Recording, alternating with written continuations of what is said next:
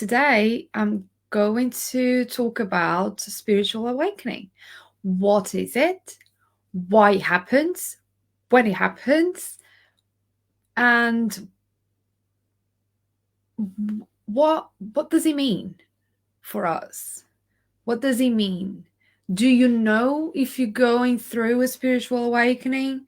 What are the signs? I'm not going to cover like all the signs, but there are definitely some questions, some soul inquiries that we ask ourselves that give us an indication that we are going through a spiritual awakening. So imagine angels singing, a bright white light coming from above and just embracing you in that warm feeling, like that bright feeling. And suddenly you have this feeling of levitating, as in you start feeling the weight that's bringing you down lifting up, just suddenly lifting up of you, and you've never felt so light and so free and so clear of what to do, what's happening, why things happen, for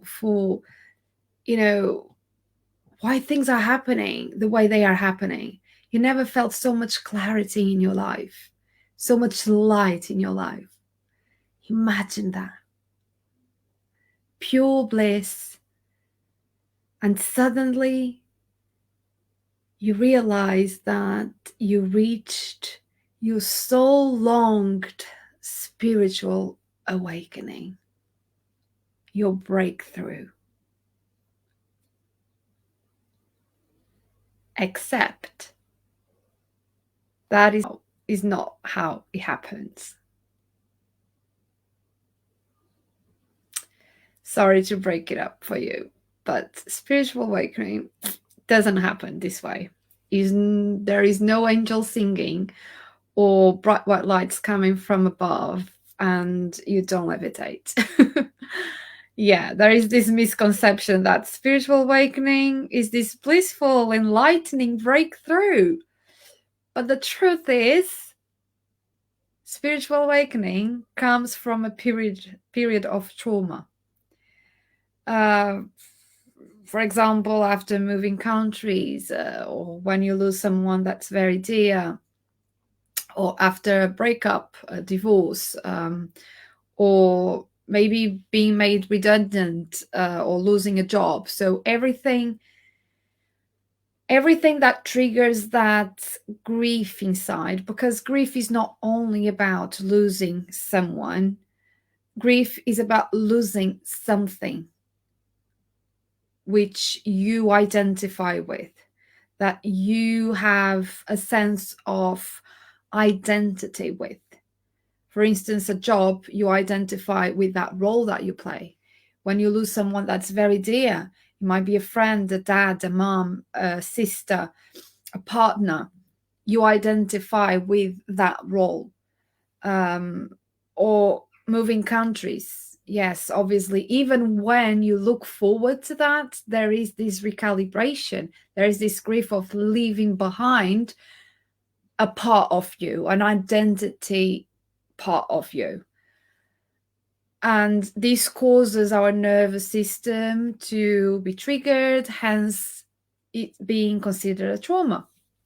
So yeah, spiritual awakening comes from a period of trauma, and can be triggered in various ways. Usually after a traumatic event, or difficult ongoing circumstances, but can also come from like a paranormal event or during a meditative experience, like a really theta kind of meditative experience. And it also can come from discovering and using psychedelic drugs. Spiritual awakening is like the silver lining that comes from a challenge in life, because it brings you the realization that of the spiritual nature of our reality and of the self, right? And what happens during a spiritual awakening is that we tend to become more physically open and receptive to all kinds of energies, which naturally then awakens our third eye, right? So, like, suddenly we start to understand that everything around us and everyone on this planet is energy. We are all energy, animals, plants, um, nature, everything emits a vibration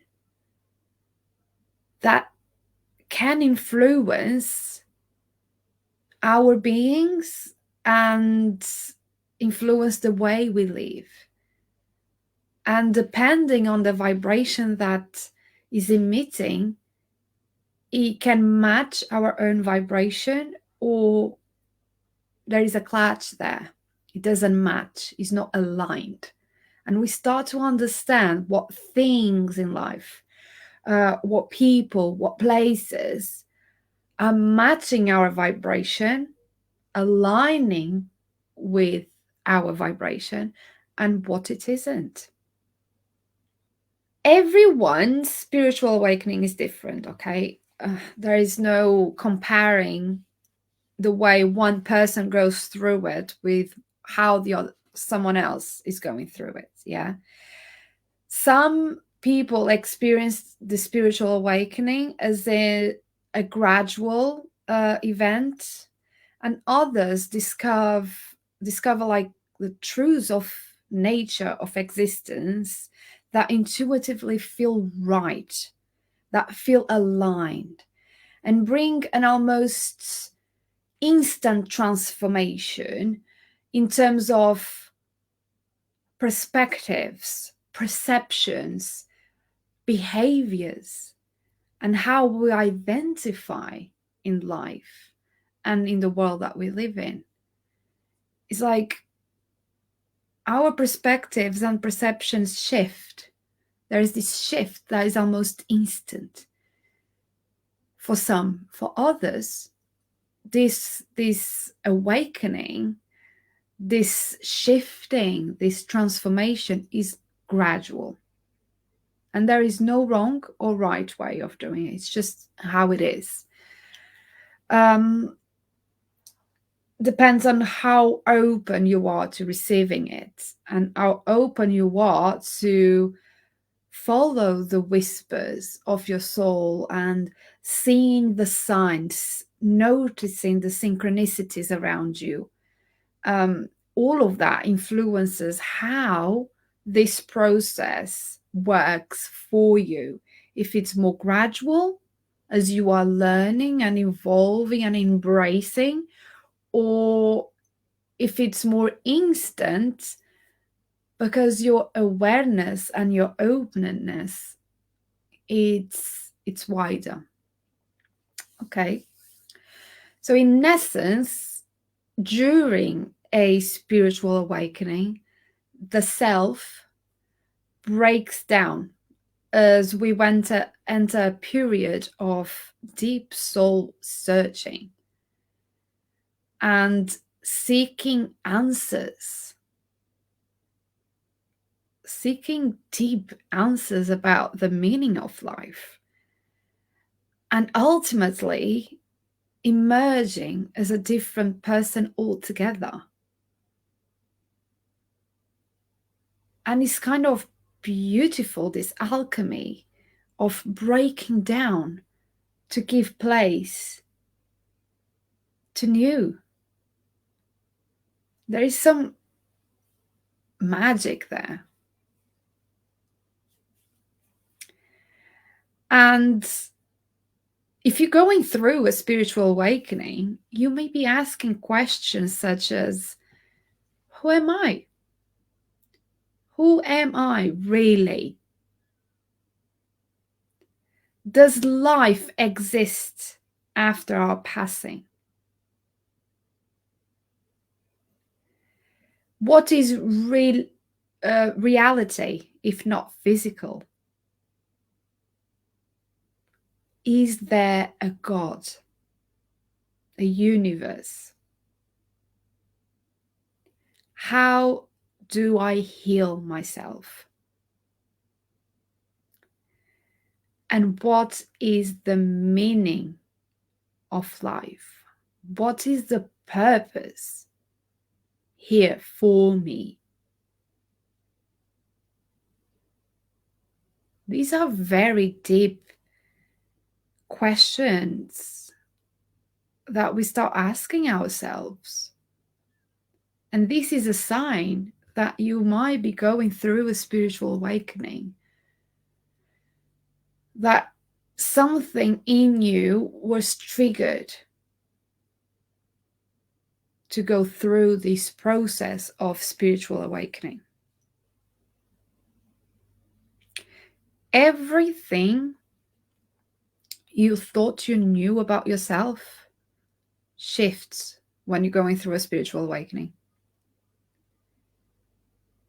As your sense of self breaks down, you might feel exposed and unable to interact with others.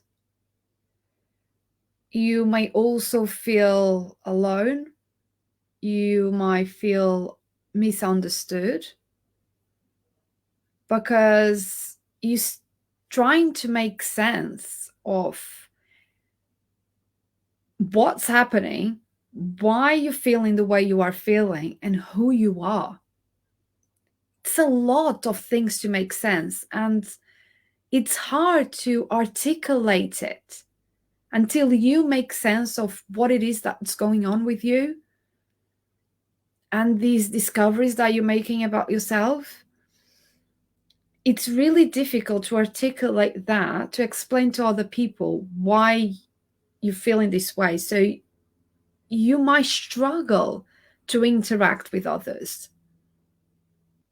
But the thing is, you go through these inner metamorphoses. And many of us change so dramatically, so drastically during a spiritual awakening. Because aspects of life that once were important, suddenly they are no longer worthwhile. Aspects of ourselves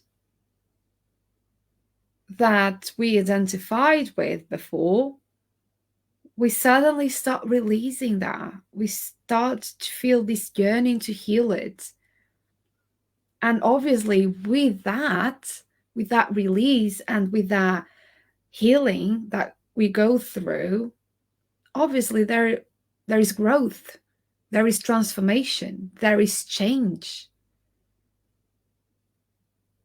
And that might feel uncomfortable for other people. Family and friends might start feeling like we changed because, yes, we did.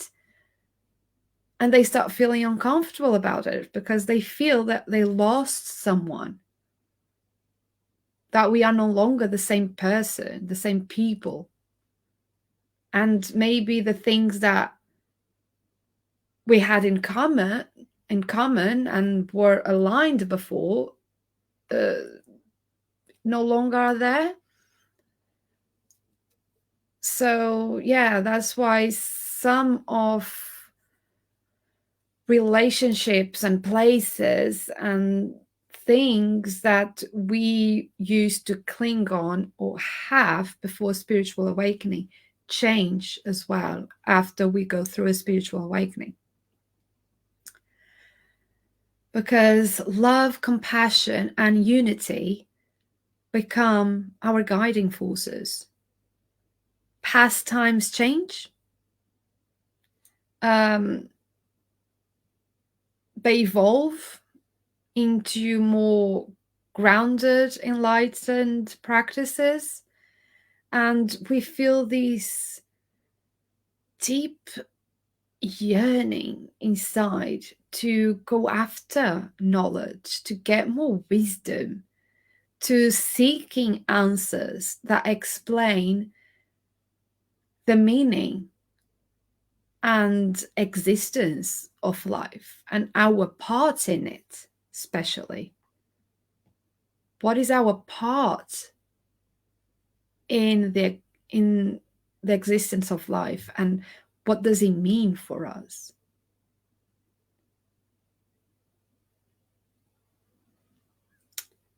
And yeah, that's the reality. You go through this transformation, and people will start feeling they are losing someone dear because they feel we changed. But that's the truth. We do. Uh, you know, the reality is that we start shedding a version of ourselves that we no longer identify with. But although it's tough, this process of a spiritual awakening can be tough, not only for us, but for the people close to us that are witnessing this either gradual or very instant transformation. The process of spiritual awakening will allow you to reborn with a renewed passion for life. It can be tough, but can also be very rewarding.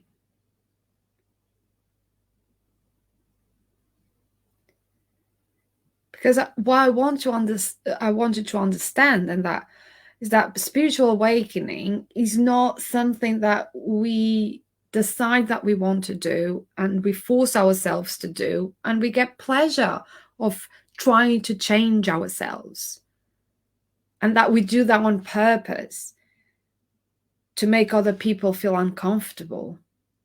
First of all, you're not responsible for how other people perceive what you're going through, and if they perceive it as you changing. You're not responsible for that. You are only responsible for your emotions and your behaviors. If people start acting weird or not accepting who you are remembering, it's not even becoming, because I don't believe we become anything. I believe that once we start healing and once we start identifying more with who we truly are, we start remembering who we truly are. And we start living our lives the way we feel it's good for us, rather than living to the expectations of others. And that's the thing that will make people feel uncomfortable once we start changing this way, because they feel the expectations they have of us are no longer met. And then they get triggered, they get disappointed, they get activated. But it's not your responsibility. That's their responsibility to work on, to discover why they feel triggered, to discover why they feel they need to control, or why is it the change feeling so uncomfortable for them. Right? So that's the first thing I want you to know. The second thing is awakening, and spiritual awakening is natural, is not forced. It's a very natural process and a very intuitive process of rediscovering ourselves by embarking on a lifelong journey of learning and self-development. Although spiritual awakening is not forced, but we get to choose once the invitation is there. It's a natural process and intuitive, but once we are aware and of the invitation there, of the opportunity there, we get to choose to embark on this journey that's going to last the whole your life. Once you're in it, you can't go back, because that curiosity of understanding who you truly are, of wanting to learn more and more about you and self-actualize yourself, will be there. You get to choose to do that. And once you do, it's just a natural process of rediscovering yourself.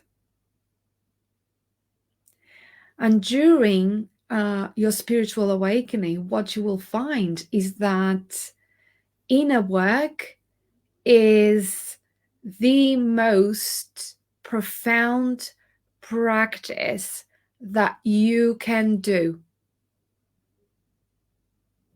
to process and integrate this constant rediscover that you're going through. And why is that? Why? Because you keep seeking your limiting beliefs, your unpleasant memories, your uncomfortable feelings, your self-perceptions, and you work on them. You work on healing them. And that will allow you to experience more joy, more motivation, and more emotional balance in your life. So once you experience that, you're not going to want to go back to it. That's why it's a lifelong journey.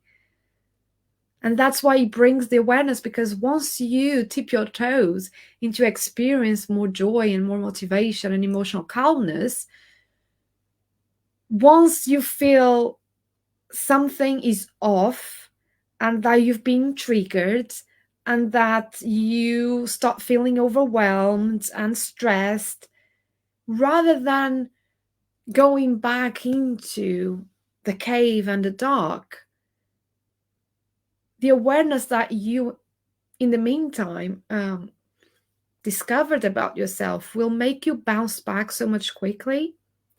Obviously, you will allow yourself to feel your feelings and sit with your emotions and do not judge them.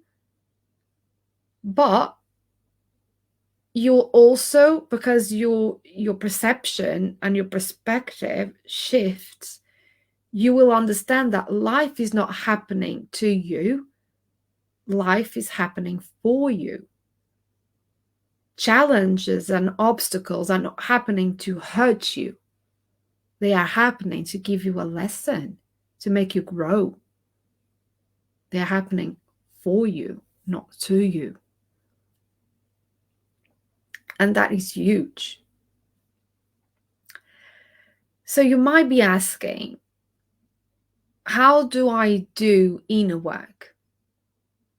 What's that? How do I do that? So shadow work, inner child work, self-love, these are all forms of inner work. It's how you do it.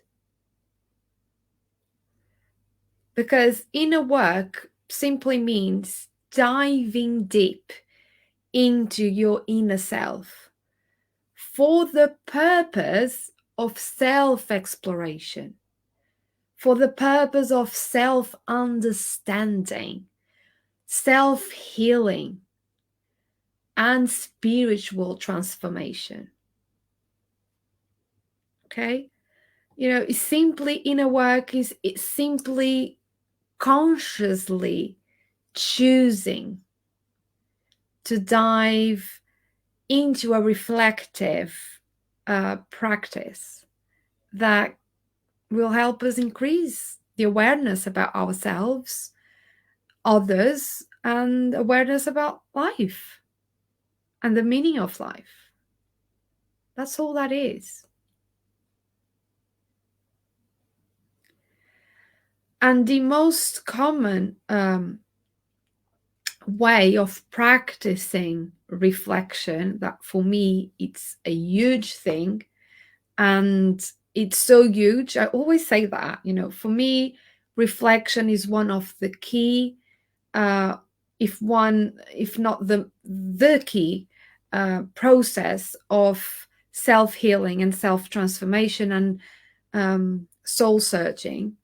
And it's so important that I dedicated one suit in my deck just for reflection.